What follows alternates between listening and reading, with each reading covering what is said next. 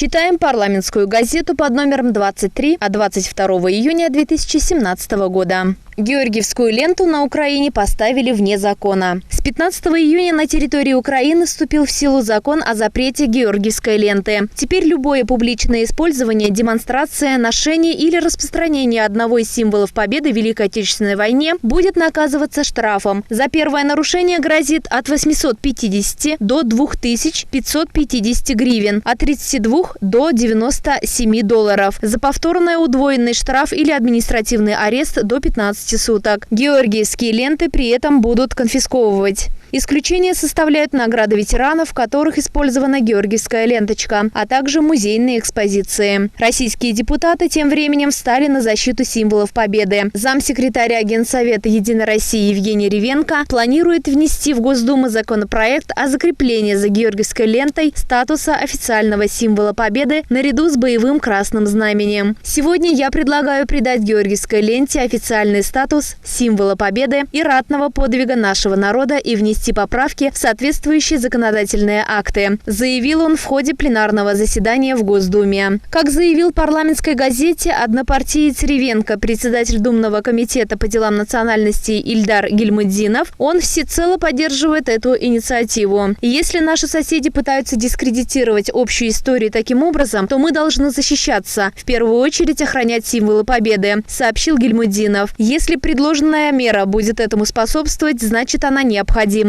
У меня нет сомнений в том, что народы нашей страны чтут и уважают память о Великой Отечественной войне. Приравнивание георгиевской ленты к боевому красному знамени, возможно, поможет сохранить те события и в памяти народов других стран. По словам депутата, запрет георгиевской ленты больно бьет в первую очередь по жителям самой Украины. Абсолютное большинство украинцев причастны к победе в Великой Отечественной войне. В Незалежной, точно так же, как и у нас, нет ни одного дома, в котором родственники не участвовали бы в боях.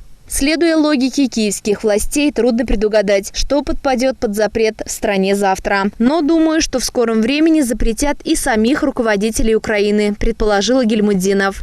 Статью подготовила Мария Михайловская. Специально для рубрики «Читаем газеты» Олеся Григорьева.